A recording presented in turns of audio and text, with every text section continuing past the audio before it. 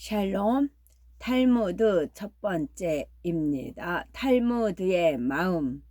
탈무드는 위대한 가르침이라는 뜻이며 유대 민족을 5,000년 동안 지탱시켜 온 생활 규범입니다.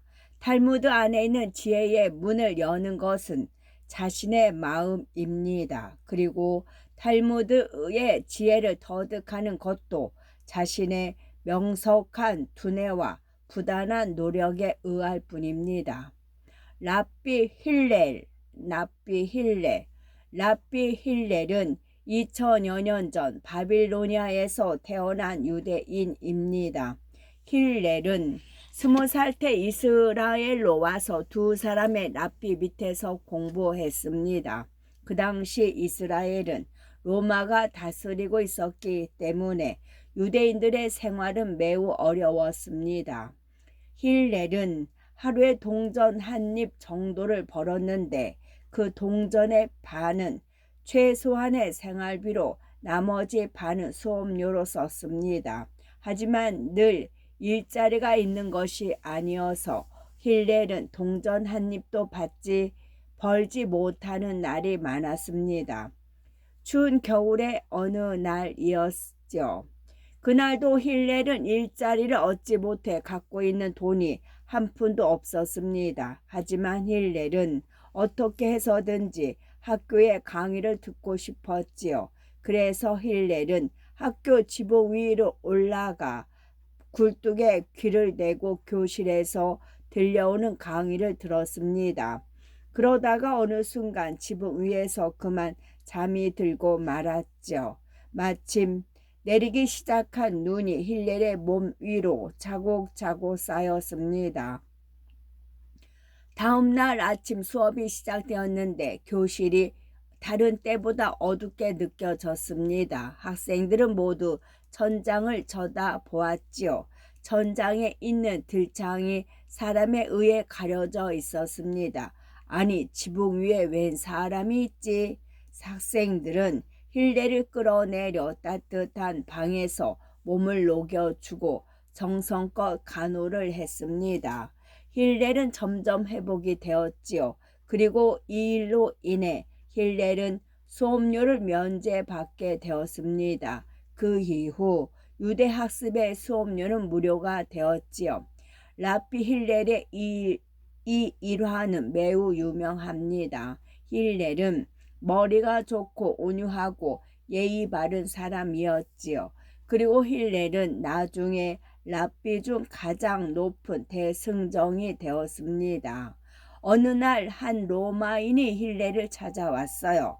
내가 한쪽 다리로 서 있는 동안 나에게 유대인의 학문을 모두 가르쳐 보세요.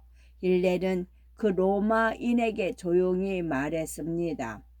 자기가 하고 싶지 않은 일을 남에게 강요하지 마시오. 또 한 번은 힐렐을 화내게 할 수 있는가 없는가로 사람들이 내기를 했습니다. 유대인들은 안식일을 경건한 마음과 몸가짐으로 맞이하였지요. 마침 다음 날이 안식일이라 힐렐은 목욕을 하고 있었습니다. 그때 누군가가 문을 두드렸습니다. 힐렐은 젖은 몸을 대충 닦고 옷을 걸친 후 문을 열고 나왔죠. 랍비님, 사람의 머리는 왜 둥글까요? 한 남자가 의미 없는 질문을 했습니다. 힐렐은 남자에게 친절하게 설명을 해주고 목욕탕으로 되돌아왔습니다. 그러나 잠시 후 또 문 두드리는 소리가 들렸습니다. 랍비님, 흑인의 피부는 왜 검을까요? 조금 전에 왔었던 그 남자가 또 어리석은 질문을 되풀이하였지요. 그러나 힐렐은 귀찮아하지 않고 흑인이 왜 검은가를 애써 설명한 뒤 다시 목욕탕으로 돌아왔습니다. 잠시 후 또다시 문 두드리는 소리가 났습니다. 방금 전에 왔던 그 남자였지요. 이와 같은 일이 5번이나 계속되었습니다. 결국 마지막 방문 때 그 남자는 힐렐에게 화를 내며 소리쳤습니다. 랍비님 때문에 전 망했습니다. 내기에 져서 큰 손해를 보게 되었다고요. 그러자 힐레는 조용히 대답했습니다. 내가 인내력을 잃는 것보다 당신이 돈을 잃는 쪽이 낫소. 또 한 번은 힐렐이 거리를 바쁘게 걸어가고 있었는데 학생들이 그를 발견하고 물었습니다. 선생님, 무슨 일로 그렇게 급히 가십니까? 좋은 일을 하기 위해 간다네. 학생들은 무슨 일인지 궁금하여 모두 그의 뒤를 따라갔습니다. 그러나 힐렐은 공중 목욕탕으로 들어가 다연히 몸을 씻기 시작했습니다. 학생들은 놀라서 물었지요. 선생님, 이것이 좋은 일입니까? 사람이 자신의 몸을 깨끗이 하는 것은 좋은 일이네. 로마인을 보게나 로마인은 많은 동상을 닦고 있지만 사람이 동상을 씻는 것보다 자신의 몸을 씻는 편이 훨씬 좋은 일을 하는 것이라네. 이 밖에도 힐레는 많은 명언들을 남겼습니다. 들으면 들을수록 깊은 의미를 깨닫게 되는 말들입니다. 당신이 지식을 쌓지 않는다는 것은 실은 지식을 줄이고 있는 것이나 마찬가지다. 당신이 지식을 쌓지 않는다는 것은 실은 지식을 줄이고 있는 것이나 마찬가지다. 자신의 지위를 사람들에게 널리 알리려고 하는 사람은 이미 자신의 인격을 스스로 깎아내리고 있는 것이다. 자신의 지위를 사람들에게 널리 알리려고 하는 사람은 이미 자신의 인격을 스스로 깎아내리고 있는 것이다. 상대방의 입장에 서지 않고서 남을 판단하지 마라. 상대방의 입장에 서지 않고서 남을 판단하지 마라. 인내력이 없는 사람은 교사가 될 수 없다. 인내력이 없는 사람은 교사가 될 수 없다. 만약 당신의 주위에 뛰어난 사람이 없다면 당신 자신이 그렇게 되지 않으면 안 된다. 만약 당신의 주위에 뛰어난 사람이 없다면 당신 자신이 그렇게 되지 않으면 안 된다. 스스로 자신을 위하여 노력하지 않는다면 누가 당신을 위해 노력해 주겠는가? 스스로 자신을 위하여 노력하지 않는다면 누가 당신을 위해 노력해 주겠는가? 지금 그것을 하지 않는다면 언제 할 수 있는 날이 돌아올까? 지금 그것을 하지 않는다면 언제 할 수 있는 날이 돌아올까? 인생 최고의 목적은 평화를 사랑하고 평화를 구하고 평화를 가져오는 것이다. 인생 최고의 목적은 평화를 사랑하고 평화를 구하고 평화를 가져오는 것이다. 만약 자기 자신만 생각하는 사람이 있다면 그 사람은 자기 자신을 위할 자격조차 없다. 만약 자기 자신만 생각하는 사람이 있다면 그 사람은 자기 자신을 위할 자격조차 없다. 랍비 요하난 벤 자카이, 랍비 요하난 벤 자카이. 요하난은 유대 민족이 최대의 위험이 닥쳤을 때 정신적으로 큰 영향을 끼친 랍비입니다. 서기 70년 로마인들은 유대의 사원을 부수고 유대인을 모두 죽이려 했지요. 평화주의자였던 요하나는 늘 로마인들의 감시를 받고 있었습니다. 요하나는 유대 민족이 영원히 살아가기 위해서는 어떻게 해야 하는가를 골똘히 생각하였지요. 마침내 그는 로마의 장군을 만나 담판을 지어야 한다고 결론을 내렸습니다. 그런데 그 무렵 유대인은 모두 예루살렘 성 안에 갇혀 있었기 때문에 나올 수도 들어갈 수도 없었지요. 그러나 요하나는 적당한 꾀를 내어 탈출하는 데 성공했습니다. 중한 병에 걸린 것처럼 행동했던 것이지요. 많은 사람들이 그를 문병 왔습니다. 그가 곧 죽을 것 같다는 소문이 돌더니 며칠 후 그가 죽었다는 소문이 널려 퍼졌지요. 제자들은 요하난을 관 속에 넣은 다음 로마 병사들에게 성 밖에 묵게 해달라고 부탁했습니다.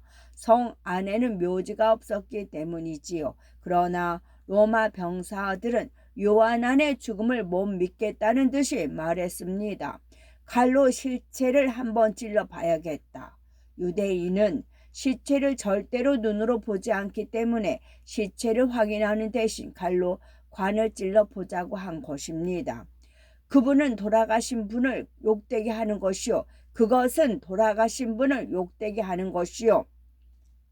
제자들은 필사적으로 항변했습니다. 그 당시 유대인의 장례 풍습은 관을 길가에 놓아두는 것이었지요. 그러나 제자들은 이분은 확실히 매장해야 한다고 주장하면서 로마군의 전선을 향해 갔습니다. 전선을 막 지나가려 할 때 로마 병사들이 또다시 가로막으며 말했습니다. 관을 칼로 찔러 확인을 해야겠다. 제자들은 다 같이 소리쳤습니다. 로마 황제가 죽어도 당신들은 칼로 찔러 보겠소. 우리들은 아무런 무장도 하지 않았으니 우리를 보내주시오. 제자들은 마침내 전선을 통과하는 데 성공하였지요. 랍비 요하나는 관을 열고 나와서 로마 사령관을 만났습니다. 그는 사령관의 눈을 똑바로 쳐다보면서 말했습니다. 나는 당신을 로마의 황제와 똑같이 존경하고 있습니다. 사령관은 황제를 모욕했다면서 화를 냈습니다. 내가 말하는 것을 믿어 주십시오. 당신은 반드시 다음에 로마 황제가 될 것입니다. 그제야 그 말뜻을 알아차린 사령관이 물었습니다. 그런데 위험을 무릅쓰고 나를 찾아온 이유가 무엇이오? 10명 정도의 납비가 들어갈 수 있는 학교를 하나 만들어 주십시오. 그리고 그것만큼은 절대로 부수지 말아 주십시오. 요하나는 간곡히 부탁했습니다. 요하나는 곧 로마가 예루살렘을 멸망시킬 것이고 모든 유대인들이 죽게 될 것이라고 예상하고 있었지요. 그러나 학교만 있다면 유대의 전통은 지켜진다고 믿었던 것입니다. 사령관은 대단한 부탁이 아니라는 생각에 쉽게 허락했습니다.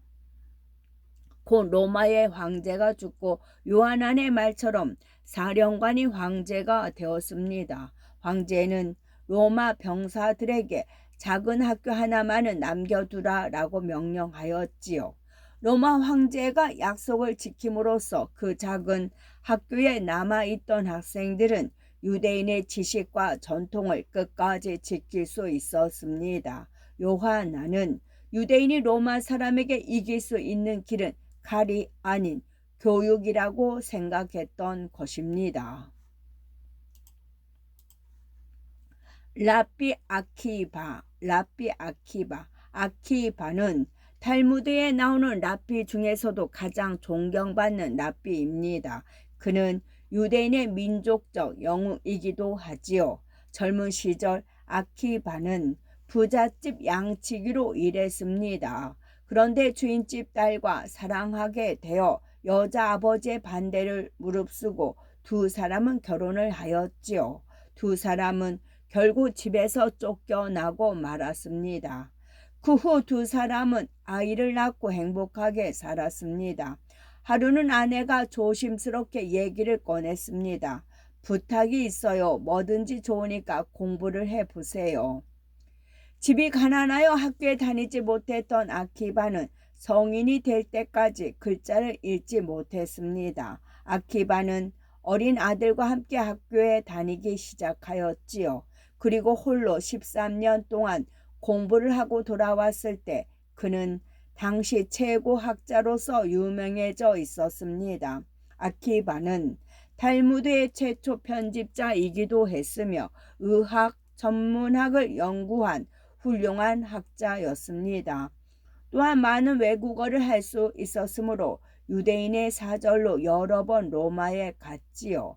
서기 132년 유대인들이 로마로부터 벗어나기 위해 반란을 일으켰습니다. 그때 아키바는 유대인들의 정신적 지도자로 나섰지요. 이 반란이 진정된 후 로마인은 학문을 연구하는 유대인은 누구든지 사형을 당할 것이라고 말했습니다. 로마인들은 유대인이 학문을 통하여 유대의 정신을 이어나간다는 것을 알고 있었기 때문입니다.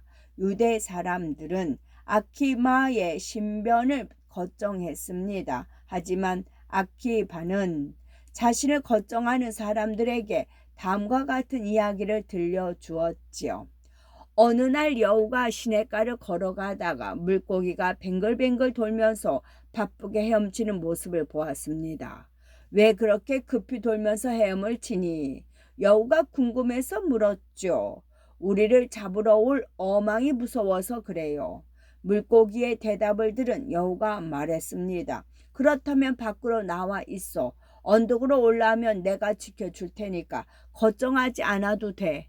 이 말에 물고기는 이렇게 대꾸했습니다. 지금까지 살아온 물속에서도 이렇게 무서워하고 있는데 언덕에 올라가면 어떻게 되겠어요? 이 이야기는 유대인에게 학문은 물과 같은 것인데 물을 떠나 언덕으로 올라간다면 곧 죽어버리고 말 것이다. 유대인은 무슨 일이 있어도 학문을 버려서는 안 된다는 것을 심어주기 위해서 한 말이었지요. 로마인에게 붙잡힌 아키바는 로마로 끌려가 사형 선고를 받았습니다. 로마인들은 그를 고통스럽게 죽이기 위해서 불에 달군 인두로 온몸을 지져 태워 죽이기로 했습니다. 유대인의 지도자 아키바의 처형이 집행되는 날 로마의 사령관도 그의 죽음을 보러 왔습니다. 아침 해가 막 산 위로 떠오르고 유대인들이 아침 기도를 할 시간이 되었지요. 아키바는 새빨갛게 달구어진 인두가 몸에 닿자 조용히 눈을 감고 아침 기도를 올리기 시작했습니다. 이 모습을 본 로마의 사령관은 놀라서 눈을 크게 뜨고 물었습니다. 당신은 이렇게 끔찍한 고통을 당하면서도 기도를 올리는가? 나는 하나님을 사랑하기 때문에 아침 기도를 하지 않은 적이 없었소. 죽음을 눈앞에 둔 지금도 하나님께 기도를 드릴 수 있고 또 진실로 하나님을 사랑하는 내 모습을 발견하게 되어 정말 기쁘다오. 랍비 아키바는 조용히 대답하였습니다. 그리고 아키바의 생명의 불은 서서히 꺼져 갔습니다. 탈무드의 귀. 귀에는 듣는 사람의 의지와 관계없이 여러 가지 소리가 들려옵니다. 중요한 것은 듣는 사람이 좋은 소리와 나쁜 소리를 가릴 줄 아는 것입니다. 탈무드의 귀에는 다양한 일화들이 있지요. 일화는 생각의 재료가 됩니다. 맛있는 양념을 하는 것도 실수로 맛을 버려 놓는 것도 생각의 요리사인 여러분의 솜씨에 달려 있습니다. 입으로 다치게 하지 않는다. 동물들이 뱀을 앞에 놓고 이야기를 하고 있었지요. 한 동물이 뱀에게 물었습니다. 사자는 먹이를 쓰러뜨려 먹고 이리는 먹이를 찢어서 먹잖아. 그런데 뱀 너는 먹이를 통째로 삼켜 버리더구나. 그 이유가 뭐야? 그러자 뱀이 대답했습니다. 나는 그렇게 하는 것이 남을 흉보는 것보다 낫다고 생각해. 적어도 입으로 상대방을 다치게 하지는 않으니까. 지혜로운 아버지. 옛날 어느 마을에 부자가 있었습니다. 이 부자에게는 아들이 한 명이 있었는데 그 아들은 공부를 하기 위해 집에서 멀리 떠나 있었지요. 그런데 아들을 떠나 보내고 얼마 지나지 않아 아버지는 그만 큰 병에 걸렸습니다. 아버지의 병은 점점 깊어만 갔지요. 아무래도 아들 녀석도 못 보고 죽을 것 같구나. 주인님, 기운 차리세요. 제가 도련님을 모셔올까요? 옆에서 지켜보고 있던 노예가 걱정스럽게 물었습니다. 아니다. 공부하고 있는 녀석 마음만 불편하지. 종이와 펜이나 가져오너라. 유서라도 미리 써 놓아야겠다. 노예가 가져온 종이와 펜을 들고 곰곰이 생각하던 아버지는 유서를 쓰기 시작했습니다. 나의 모든 재산을 노예에게 물려주겠다. 다만 내 재산 중에서 네가 원하는 거 딱 한 가지만 갖도록 해라. 그 유서를 본 노예는 뛸 듯이 기뻐했습니다. 야호! 이게 다 내 것이란 말이야. 아이고 좋아라. 노예는 너무 좋아서 입을 다물 수가 없었지요. 그리고 얼마 후 아버지는 쓸쓸하게 세상을 떠났습니다. 노예는 당장 아들에게로 달려가 이 사실을 알렸지요. 아버지의 마지막 모습을 지켜보지 못하다니 이 못난 아들을 용서하세요. 아들은 계속해서 슬픔의 눈물을 흘렸습니다. 장례식이 끝나자 노예는 유서의 내용을 아들에게 보여주었습니다. 유서를 본 아들은 고개를 갸우뚱했습니다. 왜 아버지는 노예에게 모든 재산을 물려주셨을까? 아무리 생각해봐도 알 수가 없었습니다. 빨리 재산을 갖고 싶었던 노예는 매일같이 아들을 찾아와 졸랐습니다. 도련님, 빨리 한 가지를 고르십시오. 고민 끝에 아들은 지혜로운 납비를 찾아갔지요. 아들은 납비에게 유서를 보여주며 이렇게 물었습니다. 납비님, 아버지는 왜 저에게 유산을 안 주신 걸까요? 저는 한 번도 아버지를 화나시게 하거나 실망시켜 드린 적이 없는데요. 아들의 얘기를 들은 납비가 말했습니다. 자네 아버님은 아주 현명하신 분이네. 자네는 아버지의 깊은 뜻을 알아채지 못했단 말인가? 납비의 물음에 아들이 말했습니다. 무슨 말씀인지 모르겠어요, 납비님. 자네 아버지는 자네를 마음속 깊이 사랑하셨다네. 그리고 자네에게 전 재산을 남기신 거야. 아들은 계속 어리둥절한 표정으로 말했습니다. 그게 무슨 말씀이세요? 납비는 아들에게 다음과 같이 말했습니다. 자네는 멀리 떠나 있었으니까 집에는 아버지와 노예밖에 없지 않았나. 그런데 만약 아버지가 자네에게 전 재산을 물려주었다면 어떻게 됐을까? 노예가 혹시라도 나쁜 마음을 품고 자네에게 이 사실을 알리지 않을 수도 있네. 그 재산을 가지고 도망가거나 재산을 다 써버릴지도 모른다고 생각했을 거야. 그래서 아버지는 노예에게 전 재산을 준 걸세. 재산을 전부 주면 노예는 이 사실을 알리려고 급히 자네를 만나러 갈 것이고 재산도 소중하게 지켜질 것이라고 생각하셨던 거지. 아들은 여전히 이해할 수가 없었습니다. 하지만 전 한 가지밖에 못 가지는 걸요. 참. 그 한 가지로 노예를 가지면 되지 않나. 노예의 재산은 전부 주인의 것이니까 말이야. 어때? 자네 아버지가 정말 현명하신 분이라는 걸 이제 알겠지. 아들은 그제서야 아버지의 깊은 뜻을 깨닫고 한 가지 유산으로 노예를 선택하였습니다. 그리고 훗날 아들은 그 노예를 해방시켜 주었죠. 마법의 사과, 마법의 사과. 옛날 어느 나라에서 있었던 일입니다. 하나밖에 없는 공주가 병에 걸려 왕이 큰 걱정을 하고 있었지요. 좋다는 약은 다 먹여보고 유명한 의사도 불러보았지만 공주의 병은 전혀 나아지지 않았지요. 왕은 전국에 이런 명령을 내렸습니다. 공주의 병을 낫게 해주는 자는 내 사위를 삼고 왕위를 물려주겠노라. 그 나라의 어느 시골 마을에 삼형제가 살고 있었지요. 아들 삼형제는 각자 신기한 보물을 한 가지씩 가지고 있었습니다. 첫째 아들은 먼 곳까지 볼 수 있는 만원경을 가지고 있었지요. 어느 날 첫째 아들이 만원경으로 먼 곳을 보다가 그 사실을 알게 되었습니다. 얘들아, 공주님이 병에 걸리셨대. 우리가 공주님을 도와드리자. 그러자 둘째 아들이 말했습니다.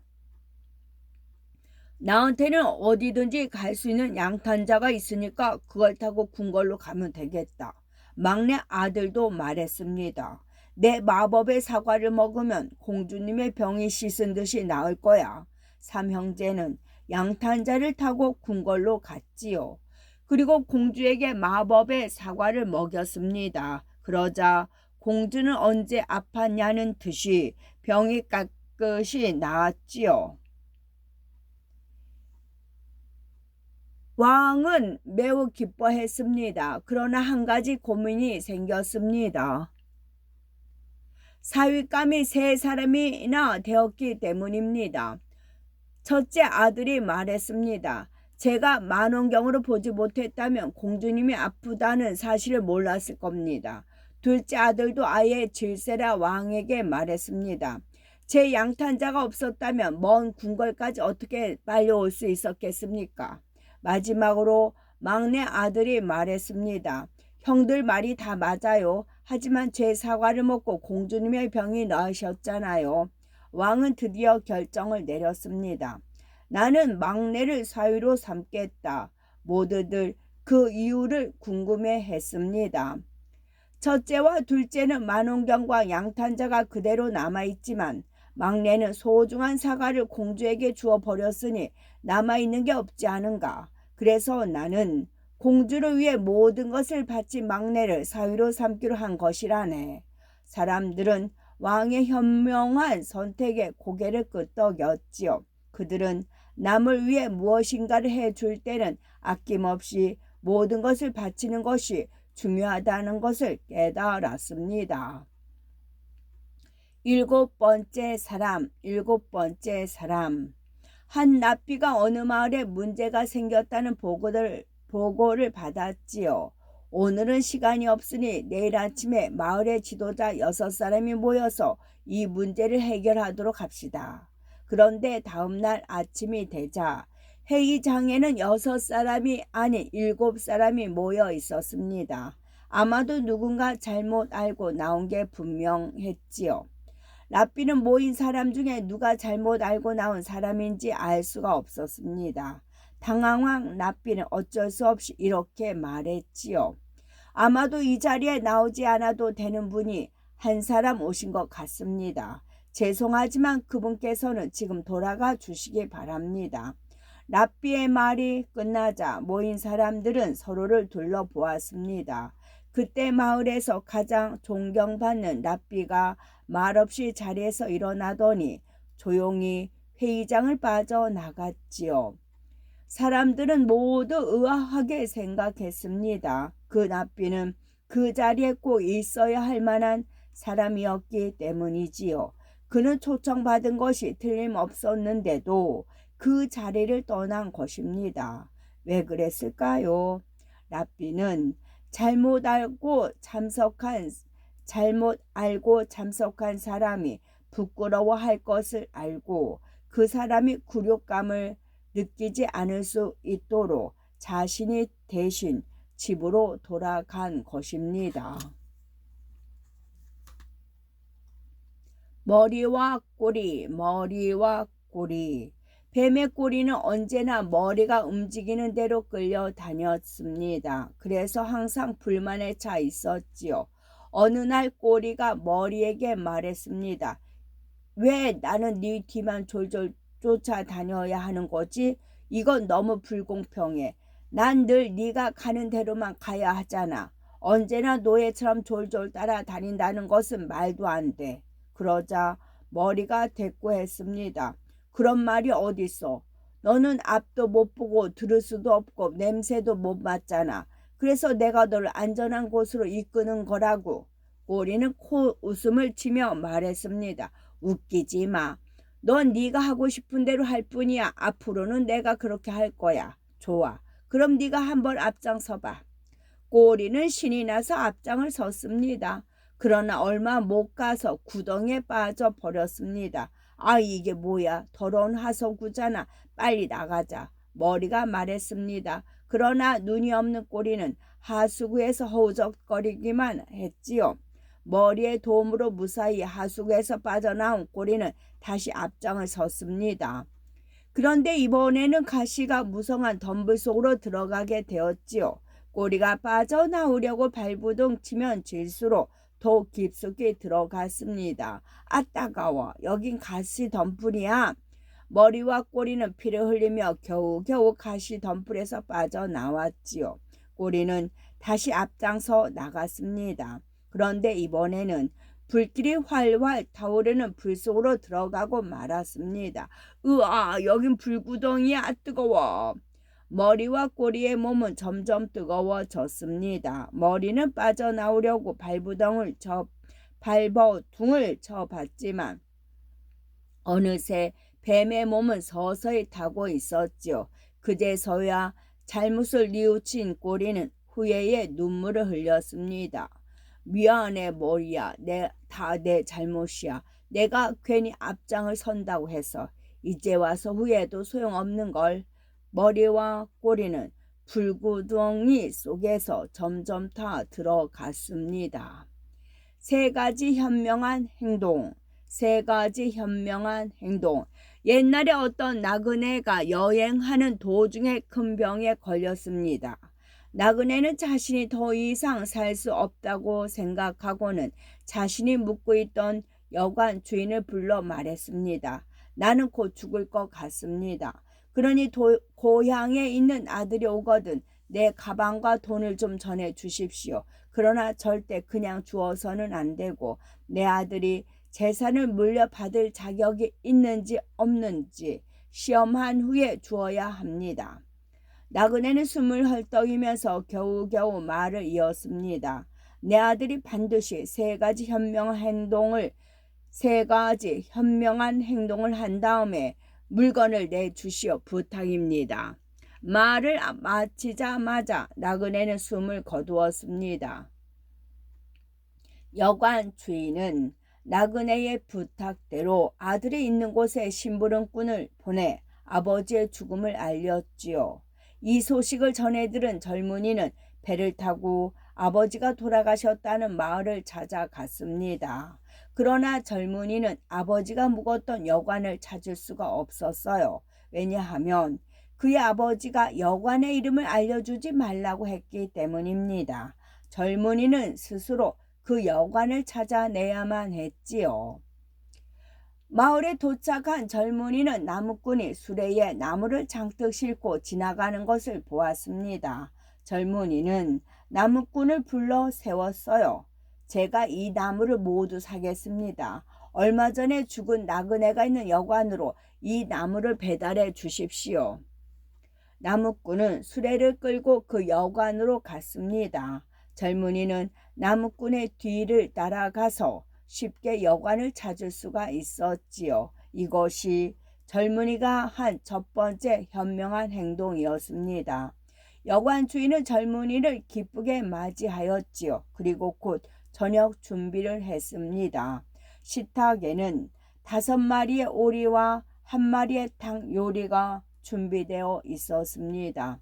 여관 주인과 그의 아내, 2아들 2딸, 그리고 젊은이까지 모두 7명이 식탁에 앉았습니다. 여관 주인이 말했습니다. 자네가 이 음식을 모두에게 똑같이 나누어 주게. 젊은이는 음식을 앞에 두고 곰곰이 생각을 했습니다. 그리고 음식을 나누기 시작하였지요. 젊은이는 우선 오리 1마리를 2아들에게 주었습니다. 또 1마리는 2딸에게, 또 1마리는 주인 부부에게 주었지요. 그리고 남은 2마리의 오리는 자신의 접시에 담았습니다. 여관 주인이 젊은이에게 물었습니다. 아니, 우리는 2사람이 오리 1마리씩인데 왜 자네만 2마리를 먹는가? 젊은이가 공손한 태도로 대답했습니다. 두 아드님과 오리를 합하면 3이 되죠. 그리고 2따님과 오리를 합해도 3이고 주인 어른 부부와 오리를 합하면 또 3이 됩니다. 그리고 나와 이 오리 2마리를 합하면 3이 되니 모두 공평하지 않습니까?